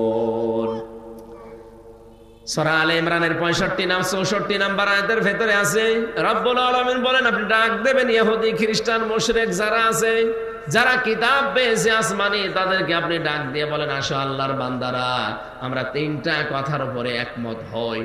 1 নম্বরে আমরা আজকে থেকে আল্লাহ বাদে আর কারো ইবাদত করব না। ইহুদিদের দিকে তাকান, তারা আল্লাহ একজন আছে এই কথা বিশ্বাস করে। খ্রিস্টানদের দিকে তাকান, তারা আল্লাহ একজন আছে এই কথা বিশ্বাস করে। আমি মুসলমানের চাইতে ইহুদির অনেক মেয়েকে দেখেছি বাইরের রাষ্ট্রে, তারা এত বেশি পর্দা মেনটেন করে। বাইরের দেশগুলোতে যখন যায়, সিঙ্গাপুর, মালয়েশিয়া, থাইল্যান্ড, এই সমস্ত জায়গায় যারা ইহুদি আছে, বিশেষ করে ইহুদিদের আমি দেখেছি তাদের বউ খাস পর্দা করে, এমনকি হাত মোজা, পা মোজা পরা, সামনে আবার ওই যে দেওয়া, সিলবাব দেওয়া, 3-4টা ছেলে মেয়ে চারপাশে, এত পর্দা মেনটেন করে। লোকটা ওর পাশে যে স্বামী বসে আছে, স্বামীর এত বড় বড় দাড়ি, মাথায় পাগড়ি বাঁধা, এত বড় জুব্বা গায়ে আমার মতো, দেখলে মনে হবে একেবারে কোনো আলেম হবে, অথচ ইহুদি। আল্লাহ একজন আছে, ওরাও বিশ্বাস করে, কারণ ওরা ইসলামী, ওদের উপরে যে তাওরাত নাজিল হয়েছে ওইটা ওরা বিশ্বাস করে। পরবর্তীতে ওই যে পরিবর্তন হয়েছে এইটা ওরা মানতে চায় না, বলে না যা হয়েছে এইটাই। অথচ ওর ভেতরে ওরা নিজেদের মন মতো করে সাজিয়ে দিয়েছে। ইনজিলের ভেতরে ওরা সাজিয়েছে নিজের মন মতো করে, কোরআনটা সাজাতে পারে না। এই কারণের দায়িত্ব সরাসরি নিয়েছে কে? রাব্বুল আলামিন বলেন, ওদেরকে ডাক দিয়ে বলেন যে আল্লাহ বাদে কারো ইবাদত করা যাবে না, আমরা আল্লাহর সাথে কাউকে শরীক করব না, আল্লাহ বাদে আমরা কাউকে একে অপরকে রব বলে মানব না। যদি এই 3টা বিষয়ের উপর একমত হতে পারেন তাহলে সাথে নিয়ে কাজ করবেন। যদি এর উপরও তারা মুখ ফিরিয়ে চলে যায় যে না আপনাকে মানি না, ফাইন তাওয়াল্লাউ ফাকুলু শাহাদু বিআন্না মুসলিমুন, তাহলে আপনি ঘোষণা দেন যে না আমি মুসলমান, তোমাদের সাথে আমিও আর নেই। ডক্টর মোহাম্মদ ইউনূস দায়িত্বে যেহেতু আছেন, ওটা একজন মুসলমান। কি এই দেশে 18 কোটি মানুষ, আমরা 96% আমরা মুসলিম, বাকি অন্যান্য জাতি আছে মাত্র 4%। সবাইকে আপনি আহ্বান জানান যে মেরাজে এই মাসে, এই সবে মেরাজ, এটা এই মাসে রজব মাস, বিশ্ব নবীকে আল্লাহ 14টা জিনিস শিখিয়েছিলেন। তার প্রথমে আমার আল্লাহর একাত্মবাদ, দাসত্ব। ওয়াকাদা রাব্বুকা আল্লা তা'বুদু ইল্লা ইয়্যাহু ওয়া বিল ওয়ালিদাইনি ইহসানা। রাব্বুল আলামিন বলেন, নবী আমি ফয়সালা দিয়ে দিলাম, আমি সিদ্ধান্ত নিয়ে নিয়েছি, আমি রায় দিয়েছি। কযা মানে রায় দেওয়া, আমি সিদ্ধান্ত নিয়ে ফেলেছি, রায় দিয়েছি। তা আমি আল্লাহ ছাড়া কারো দাসত্ব করা যাবে না, ইবাদত করা যাবে না, এটা সবাইকে জানিয়ে দেবেন দেশে। অবিল ওয়ালিদাইনি ইহসানা, পিতামাতা যাদের আছে তাদের সাথে ভালো ব্যবহার করা লাগবে। ও বাংলার মুসলমানেরা, আল্লাহর আইন মানা এখানে আয়াত অনুযায়ী ফরজ। আল্লাহর আইন মানা কি বলেন তো? আরো জোরে আর একবার বলেন। মা বাবার আইন মানা কি? না না, মাঝখানে ও আছে খেলা করার জন্য। আপনি আলেম, একজন আলেম আপনি, না না করা সব বুঝে পড়া লাগবে। সাধারণ মানুষ বললে নাই মেনে নিতাম, আপনি আলেম না, আরো চিন্তা ভাবনা করে পড়বেন। এইটা দেখেন তো 23 নাম্বার আয়াত সূরা বনী ইসরাইলের, ওয়াবিল ওয়ালিদাইনি ইহসানা। আল্লাহর আইন মানার আগে আপনি ওয়া পাবেন না, আল্লাহর আইন মানতে হবে কোনো প্রশ্ন ছাড়া। কিন্তু মা বাবার আইন মানা ফরজ না, মা বাবার সেবা করা ফরজ। কথা বুঝতেছেন? মা বাবার সেবা করা কি? মা বাবার আইন মানা। পৃথিবীতে শুধু একজনের আইন মানা ফরজ, আলা লাহুল খালক ওয়াল আমর। সূরা আরাফের 54 নাম্বার আয়াতের মাঝের অংশে আছে, আল্লাহ বলেন সৃষ্টি আমার, আইনও চলবে আমার। ইনিল হুকমু ইল্লা লিল্লাহ। সূরা ইউসুফের 40 নাম্বার আয়াতের মাঝের অংশে আছে, আইন চলবে শুধুমাত্র কার? এই জন্য আইন আল্লাহর মানা ফরজ, মা বাবার আইন মানা ফরজ না, তাদের সেবা করা ফরজ। এখান থেকে কি মাসলা পেলেন আপনি? পৃথিবীতে আল্লাহর পরে আমরা জানি যে মা বাবার স্থান। সেই মা বাবার আইন মানায় যদি ফরজ না হয়, কোন মহারথী আছে যার আইন মানা লাগবে? এই জন্য আল্লাহর আইন বাদ দিয়ে পৃথিবীতে যারা অন্য কারো আইন প্রতিষ্ঠা করতে চান, আপনি আল্লাহর সাথে শিরিক করছেন। আমরা তো এই কথার বিপক্ষে, আপনার সাথে মিল নেই আমার এই কারণে। আপনি মানুষের তৈরি করা আইন প্রতিষ্ঠা করতে চান, আর আমি প্রতিষ্ঠা করতে চাই আল্লাহর আইন। পৃথিবীর যত নবীকে আল্লাহ পাঠিয়েছেন মাত্র 2 জন নবী বাদ দিয়ে আল্লাহর এই আইনের পক্ষে কথা বলার কারণে প্রত্যেকটা নবীকে লাঞ্ছিত হতে হয়েছে। এমনকি দেশ ছাড়া লেগেছে, করাত দিয়ে অনেকে চিরে ফেলেছে। কথা বলছে না কেন? আজ যদি কেউ আল্লাহর আইনের পক্ষে কথা বলে তারও জীবনে এরকম নবীদের মতো কিছু নেমে আসতে পারে না? পারে না। এই জন্য আমাদের উচিত হবে এখন থেকে যেহেতু এই দেশটাকে আমরা সুন্দর করে কল্যাণময় রাষ্ট্র হিসাবে গঠন করতে চাই, মাস্ট বি আমাদের অবশ্যই এই কাজ হবে যে আমরা আল্লাহর আইনের পক্ষে কাজ করব। আল্লাহর আইনের পক্ষে যেতে গেলে যদি ওটা আমার দুলাভাই হয় হোক, যদি দুলাভাই না হয় না হোক, কারণ আমি চাই আল্লাহর আইন দেশে কায়েম হোক। যারা আল্লাহর আইনের বিপক্ষে আছে ওরা যদি আমার বাবাও হয়, ও বাবাকেও আমি মানি না। সিদ্দিক আকবর আবু বকর সিদ্দিক রাদিয়াল্লাহু তাআলা আনহু বদরের যুদ্ধ থেকে বাড়িতে আসলেন, দেখলেন ছেলে এসেছে। হযরত আবু বকরের ছেলে ডাক দিয়ে বলেন, বাবা আমি কিন্তু যুদ্ধে তোমাকে আমি 3 বার পেয়েছিলাম, তোমার কল্লা কেটে ফেলতাম, কিন্তু আমি করি নাই, তুমি আমার বাবা, এই জন্যে। হযরত আবু বকর বলে, সন্তান তুমি ছিলে আবু সেহেলের দলে আর আমি ছিলাম মুহাম্মদের দলে, তুমি আমাকে 3 বার পাওয়ার পরও আমাকে কিচ্ছু বললে না বাবা বলে। সাফ করে কথা শোনো, ওই ময়দানে যদি আমি তোমাকে একবারও পেতাম, একবারই কল্লা উড়িয়ে দিতাম। এইরকম সময় আমার মনে হয় সামনে কোরআনের জন্য আসতে পারে। কথা বলছেন? কারণ আল্লাহ ছাড়া আমরা কারো আইন মানি না।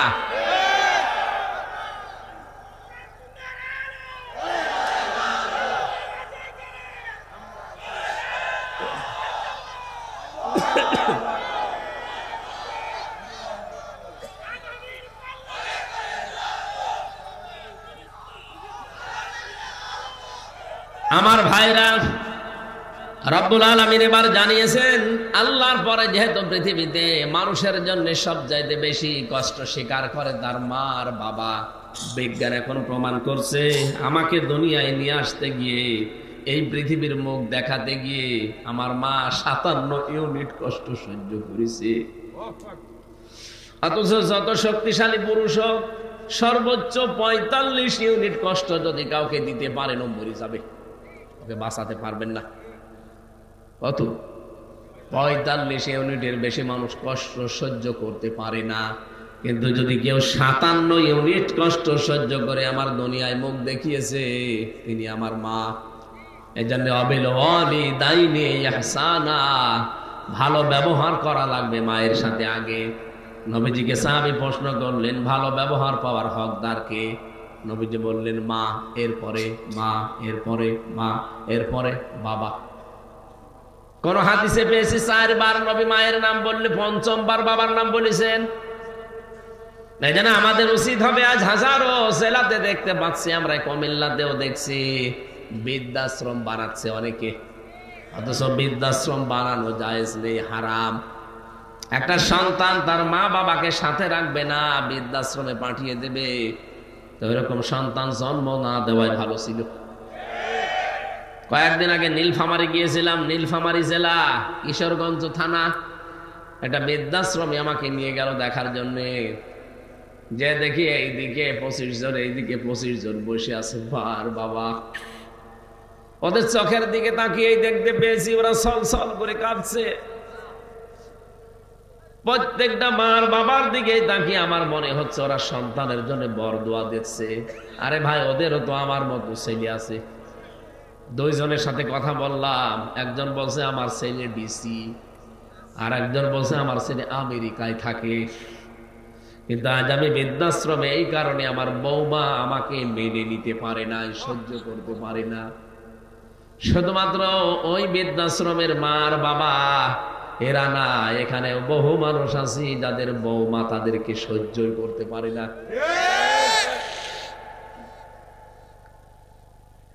একবার রাঙ্গামাটি জেলায় ছিলাম, এই জেলে যাওয়ার আগে 19 সালের দিকে।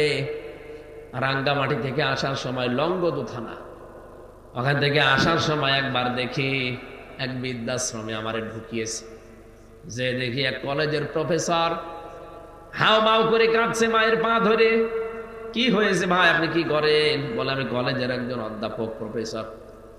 আমার মাকে আমি আজ 3 মাস আগে এখানে রেখে গেছি। মা আমারে বলছে, বাবা আমি যখন মারা যাব তখন তুই এই মাথার উপরে যে ফ্যান আছে এই ফ্যানটা ঘুরিয়ে পাল্টিয়ে নতুন ফ্যান লাগাবি। মা বলছে, আব্বা। ছেলে বলছে, মা তুমি তো মরিয়ে যাবে কয়দিন পরে, আবার ফ্যান আমি নতুন করে পাল্টিয়ে দেব কেন? মা বলে, আমি দেখলাম এই 3 মাসে এদের বারবার বলার পরও ফ্যান এরা পাল্টিয়ে দেয় না। আমার তো মন ডেকে বলছে, তুই আমার সাথে যা করলি কিছুদিন পরে তোর ছেলে তাই করবে। তোরে তো বৃদ্ধাশ্রমে রেখে গেল বলে তোর তো আর ফ্যান ছাড়া ঘুম হয় না, কারণ ছোটবেলা থেকে আমি তোরে বাতাস দিয়ে দিয়ে ঘুম পাড়াতাম। তোরে যখন রেখে যাবে তখন তো তোর ঘুম আসবে না, তোর কষ্ট হবে। আগে থেকেই তোরে আমি সতর্ক করলাম। হঠাৎ দেখলাম ওর মা ওর হাতের ওপরে মরে গেল। হাও মাও করে কেঁদে বলছে, হুজুরে দোষ শুধু আমার একা নয়, দোষ আমার বউর। 3 মাস আগে থেকে আমার বউ আমাকে বলছে, বুড়ি বাড়ি থাকলে আমি তোমার ভাত খাবো না। আমার 2টা ছেলে আছে, তাদের মুখের দিকে তাকিয়ে আমি কিছু বলতেও পারি না। বাধ্য হয়ে এখানে রেখে গিয়েছিলাম তারে। শেষ পর্যন্ত আজকে মা আমার মারা গেল। দুনিয়ায় এখন নাম ধরে ডাকার মতো আমার আর কেউ নেই। হাজারো সন্তান কিন্তু আমরা ধরা খেয়ে যাব। আল্লাহ নিজে মা বাবার নাম দিয়েছে, উনি আন্দাজে দেয়নি, বুঝে শুনে দিয়েছে। কারণ আল্লাহ জানে যে আমার পরে সব চাইতে বেশি কষ্ট করে ওর জন্য ওর মা আর বাবা। 25 বছর, 26, 27, 28 বছর পর্যন্ত আমার পেছনে শ্রম দিল এই 2 জন। হঠাৎ করে পরের একজন মেয়ে এসে আমারে দখল করে নিল। মা বাবা ডিলেট। আমি কি বেশি বললাম? এরকম পরিবার দেশে নেই?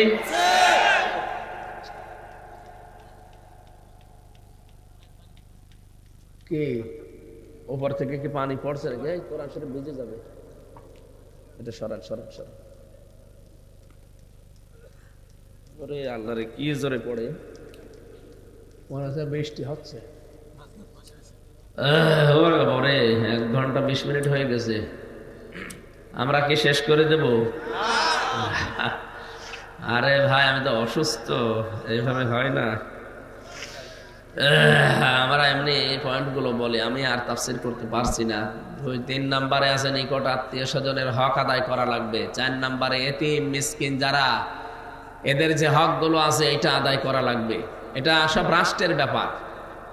রাষ্ট্রে যতদিন ইসলাম কায়েম না হয় ততদিন আমাদের ব্যাপার। 5 নম্বরে অপচয় করা যাবে না। 6 নম্বরে মধ্যম পন্থা অবলম্বন করা লাগবে। 7 নম্বরে সন্তান হত্যা করা যাবে না।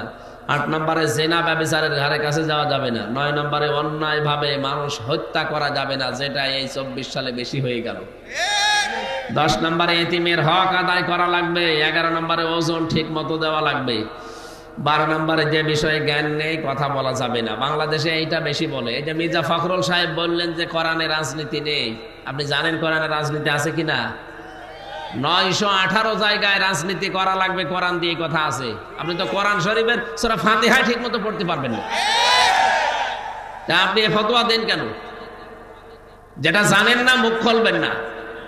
যদি মেরাজের এই 14টা শিক্ষা আছে, 12 নম্বর শিক্ষাটা বাংলাদেশে একেবারে রাষ্ট্রীয় ভাবে কায়েম হবে। যে বিষয়ে জানে না সে মুখ খুলবে না, কথা বলবে না। মুখ খুললে কথা বললে তার খবর আছে। 13 নম্বরে দাম্ভিকতা পরিহার করা লাগবে। 14 নম্বরে জিজ্ঞাসাবাদ করা হবে নাক, কান আর অন্তঃকরণকে। এই জন্য কথা বলার আগে চিন্তা ভাবনা করবেন, কিয়ামতে কিন্তু প্রত্যেকটা জিনিস জিজ্ঞাসিত হবে। আপনারা যারা লেখাপড়ায় অভ্যস্ত, আমি জেলখানায় বসে বসে অনেক কষ্ট করে কয়েকটা বইয়ের লিখেছিলাম, পারিবারিক জীবনে যে দাম্পত্য কলহ এবং তার সমাধান কি। আমরা নিজেরাও এর ভুক্তভোগী। এই জন্য বাস্তবতার নিরিখে লিখেছি। ওখানে দেখলাম 100 জনের প্রায় 60 জন জেল খাটতেছে পারিবারিক জীবনের কারণে। এই গাড়িতে বইটা আছে, যাওয়ার সময় বাড়িতে নিয়ে যাবেন। ওই মসজিদের পশ্চিমে, ওখান থেকে নিয়ে যাওয়ার সময় নিজের মেয়েকে পড়াবেন, বউকে পড়াবেন।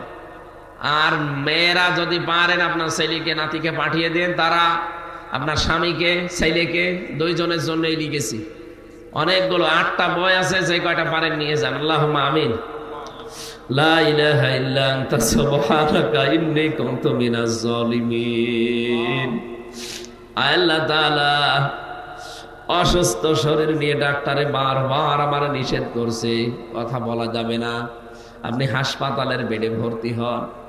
তোমার বান্দাদের এই মাহফিলগুলো 1টা বছর আগে নেওয়া, না গেলেও এরা মানুষের কাছে জবাবদিহি করা লাগবে, এই জন্য জোর করে হলেও আশা লাগছে।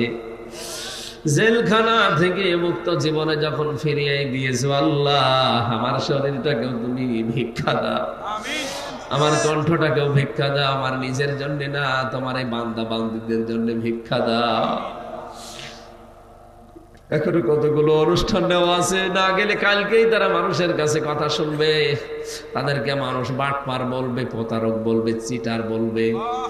এত কষ্ট করার পরে পরিবারের বাধা উপেক্ষা করে আমার মা বাবাও রাজি না, আমার স্ত্রী পুত্র কেউ রাজি না, বলে না তোমার যাওয়ার দরকার নেই। সবাইকে উপেক্ষা করে আমি চলে আসি কোরআনের কথাগুলো সহজ সরল ভাষায় বলার জন্য, কিন্তু আমার শরীর ভালো না। আল্লাহ, আমি তোমার কাছে এই মুসাফির অবস্থায়, অসুস্থ অবস্থায় দোয়া করছি, আমার শরীরটা আগের অবস্থায় ফিরিয়ে দাও। যতগুলো রোগ এই জেলখানায় যাওয়ার পরে হয়েছে, বিশেষ করে ডায়াবেটিস, আল্লাহ তুমি আমাকে আবার আগের অবস্থায় স্বাভাবিক বানিয়ে দাও, আমার কণ্ঠটা ফিরিয়ে দাও। অনেকে হয়তো না বুঝে মন্তব্য করে যে দাওয়াত নেওয়া কি দরকার, আল্লাহ এগুলো তো 1 বছর আগে নেওয়া, এখন তো কেটে দিতেও পারি না, সব হয়ে গেছে এদের, বাধ্য হয়ে আসা লাগে। তুমি তো জানো আমার মনের খবর, আল্লাহ মেহেরবানি করে তুমি আমার কণ্ঠটাও ভিক্ষা দাও। শান্তি, স্বস্তি, নিরাপত্তা, কল্যাণময় রাষ্ট্র তৈরি করার জন্য নবীকে আল্লাহ তুমি যে শিক্ষাগুলো দিয়েছিলে, আমাদের দেশে যারা আছে দায়িত্বে তাদেরকে এই শিক্ষাগুলো দিয়ে দাও। যত মানুষ এই মাহফিলের জন্য শ্রম দিয়েছে, ইঞ্জিনিয়ার শরীফুল ইসলাম ভাই সহ, সোহাগ ভাই সহ, নাম না জানা কত মানুষ এই কোরআনের অনুষ্ঠানে শ্রম দিল, কোরআনের জন্য যারা এত কষ্ট করেছে, আল্লাহ এদের জীবনের কষ্টগুলো দূর করে দাও। আমাদেরকে তুমি শেফায়ে কামেলা আজেলা দাও। এলাকায় মাটির নিচে যারা ঘুমিয়ে আছে, কোরআনের ইজ্জতে এদেরকে ক্ষমা করে দাও। আগামীর দেশটা তুমি কোরআনের হাতে তুলে দিও আল্লাহ রাব্বুল আলামিন। কত আলেম এখানে বসে আছে, এই আলেমদেরকে তুমি হযরত উসমানের মতো বানিয়ে দাও, মুরব্বিদেরকে আবু বকরের মতো কবুল করো, মা বোনদেরকে তুমি ফাতেমাতুজ জাহরার মতো বানিয়ে দাও। আগামীতে অনুষ্ঠানটা কোরআনের জন্য আরো বড় আকারে কবুল করে নিও। আমার সফরউদ্দিন চাচার মাধ্যমে মাহফিলটা নেওয়া, আল্লাহ আমার চাচার মা বাবাকেও মাফ করে দাও।